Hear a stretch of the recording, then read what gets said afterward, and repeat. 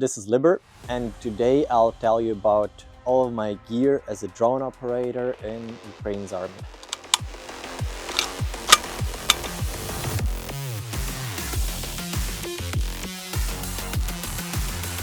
Okay, this is how it looks like. What I'm operating is a KSU. It's quite old and much older than I am, at least 10 years older. But I have modified it, it's not too bad. What I'm operating here is, let's just put it aside for a bit. What I'm operating here is that I put this part from a Ukrainian manufacturer, Crocs. It makes it more stable. I have much more grip towards the gun, and basically helps me grab it much better, to be quite frank. So, but I still use mechanical sights because we normally do not have to shoot. And what really like about this AK is that it's really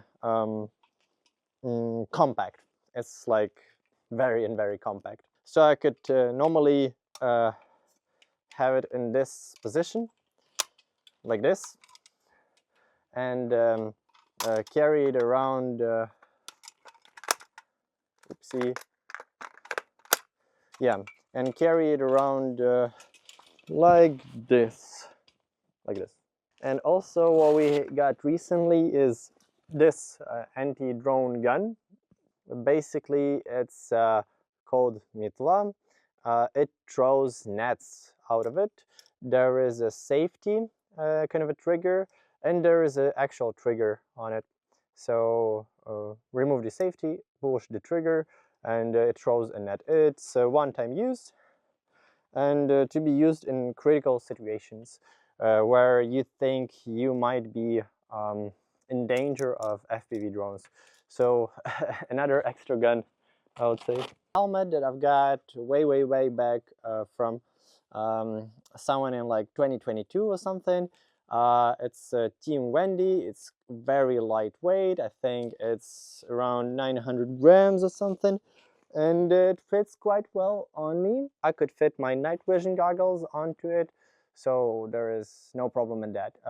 For the night vision goggles, I was issued NYX night vision. It's kind of a binocular kind of a thing, and it's in green, so it's quite fancy, I would say. So normally I would use the binocular night vision for doing all of the launches and landings for the drone during the night, obviously. I am running this MTAC Keras plate carrier.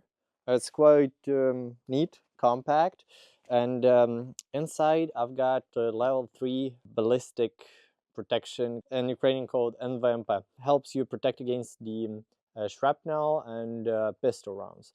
As I am nowhere near someone would shoot me armor piercing rounds or anything, I decided to go with this because it's quite light. Also, I'm running a lot of additional ballistic protection, the biggest area that I could cover. So I'm running this pouch that protects my area of my, I don't know, stomach and some of the genitals. It has ballistic protection inside it, like this. And also I am running ballistic protection on camera bands on the side plates here as well. So here it is. It's also from Ukrainian made MTAC, and inside there are Ukrainian made ballistic pouches as well. Then I'm running this I don't know, weight reduction redistribution system, and it also has from Ukrainian manufacturer called Ballistic, and they also have ballistic protection inside level 2. Basically what I'm aiming is that I get as much of a ballistic protection as possible to protect myself from shrapnel, exceptionally in the places where shrapnel could be mortal. And also here I run this little thingy, also ballistic protection to protect my spine, and this weight distribution system, like this. So this is the setup of ballistic protection that I have. Also, I'll go with the most important stuff, the personal protection equipment like tourniquets. I have, I guess, four at the moment, and the body armor. One to my right. It's fitting under this part of the plate carrier like this. In my job, the most important part is the tourniquet. So if anything happens, our job is to apply tourniquets to each other and drive to the stabilization point as soon as possible, because we do not have a lot of proper medical training. And basically the idea is that we would go back to the real medics for getting real help. I am also running a pair of flashlights that I could put on my head or on my helmet or on my armor, but it's basically, normally I would use this red light, and just for a situation like this I would use the white light for when I have to shoot some video or something and there is not enough light going on. Here on my front I have this radio. It's basic Motorola R7 radio. It's programmed for me to talk with my brothers in arms and some of the adjustments units.